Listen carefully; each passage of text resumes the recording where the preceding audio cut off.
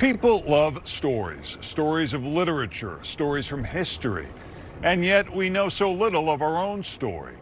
Today, it's easier than ever to research your family tree. It's not just charts and graphs, it's the pathway to uncovering your family's backstory.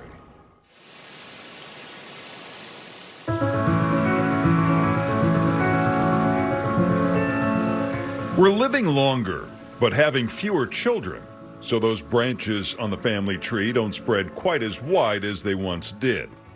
But technology is helping us climb the branches a bit easier to answer the question, how did we get here? 1620, a storm erupts and John Howland is tossed from the Mayflower deck into the Atlantic Ocean. The crew is able to save him. Howland's descendants include three presidents, Franklin Roosevelt and President George Bush and his son.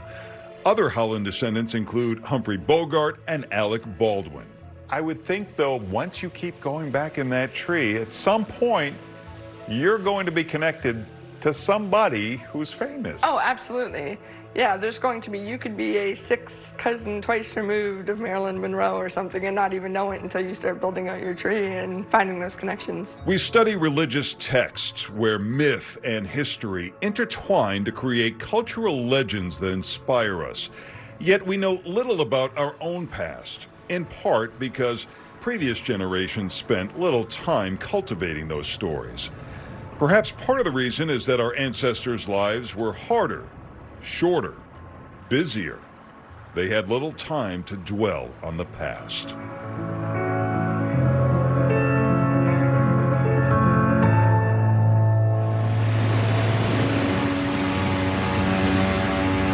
Immigrants pour into Ellis Island. Their identities are documented: German, Italian, Russian, Irish, and more.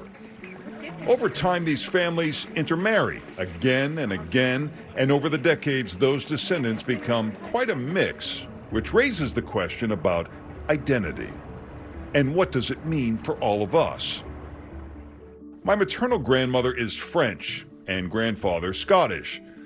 My paternal grandparents are Jews from Ukraine. My wife's family is mostly German and Italian, and all this creates quite a mix for our children. And then there's the question, is this cultural heritage as accurate as we think it is? I take a DNA sample and wait for the results.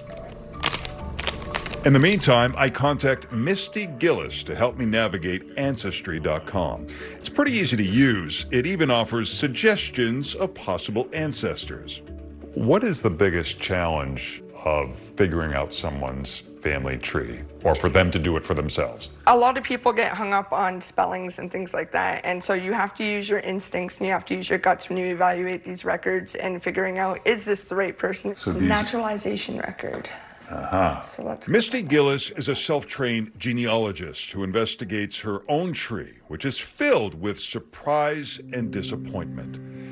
She learns her grandfather doesn't know who his biological father is. He was very angry and upset about it. He always kind of felt unwanted in the family because they wouldn't share that information that was so crucial to him. People that immigrate from European countries tend Misty sets out to solve the mystery. Her grandfather is born from an extramarital affair. And they were trying to keep it quiet. They were trying to keep it quiet, yeah. So that was a pretty big surprise to me. So you found out who his father was? Yep. And was your grandfather alive at the time? He had passed just before I found out. Yeah. What do you think that would have meant to him? I think it would have meant a lot to him. He spent his whole life wondering who his father was, and his mother wouldn't tell him. So I think that would definitely have given him some closure that unfortunately just time ran out. So.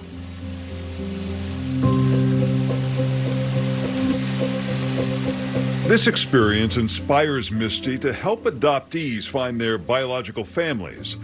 Now she's a professional genealogist working for a company called birthparentfinder.com. Why do you think people have this interest or yearning to flesh out the family tree? I think closure in a sense and learning more about where they came from. I think These stories that are passed down through generations, whether it's verbally, whether it's paper trails, whether it's things like that, are very important to who we are as people. And I think our lives are shaped by the people that came before us. Did you have a large family growing up? Misty is helping Renee Nelson search for answers. Renee is adopted and wants to find her biological parents. Why were you searching? I want to know who I look like, mostly, and medical records. This is, I think, a birthday party. What was Misty able to find out? She found my birth mother. She has passed away. And she found the family, but they wish to have no contact. How did that make you feel? It hurt at first. That's me and my younger sibling. And that was like a punch in the gut. It was like, oh. So I didn't have that choice, you know? And then she continued to search, and then she found the family, and they pretty much just hung up on her. And that hurt. She feels fortunate her adoptive parents choose her. I was lucky enough to be raised in a good home. I had siblings growing up, and I had a well-rounded environment, so I feel blessed in that way. As the pieces of her biological backstory seem a bit shattered for Renee, perhaps she's the seed of a new family tree story for her children and their children. So here I am. These are my parents and his parents.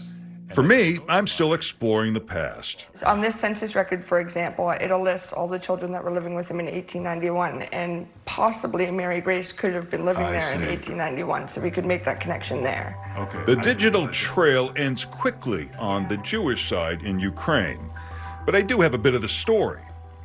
My great-aunt Celia writes about her parents' journey. Her mother, Minnie, is born in 1871 in a three-room house with dirt floors in the little town of Polonov, Russia. As a girl, Minnie owns just one book and eventually uses that book to teach her own children how to read. And on their journey across the Atlantic, that one book accidentally falls overboard.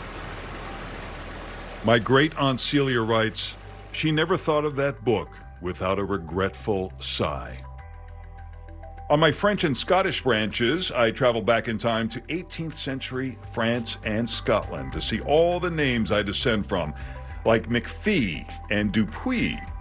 I don't know what they look like. I don't know their troubles and triumphs.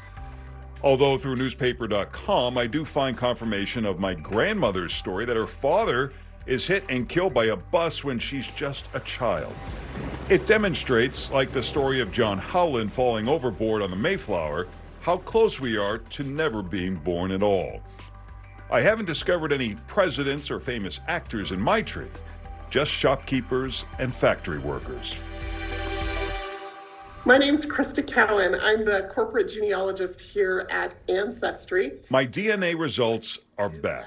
Your DNA is about 49% Ashkenazi Jewish, which tells me you have one parent who is likely Jewish, and then 33% French, 13% Scottish, 2% Irish. To see the French so high there, I guess that's a little bit of a surprise. You inherit exactly 50% of your DNA from each parent, but you're going to get a random mix of their parents' DNA.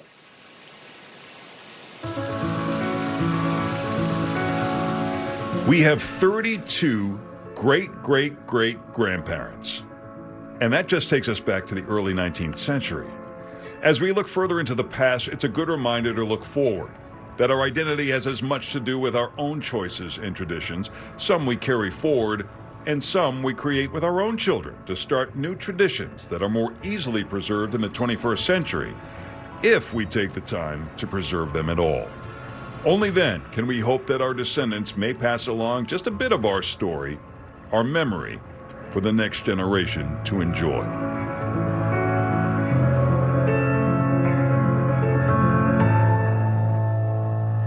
Ancestry.com says precautions are taken to make sure DNA information is safeguarded. Double login, multi-factor authentication on the website, and the samples are stored in a secured facility and can be destroyed at the user's request at any time. Ancestry.com says lab processing is done anonymously.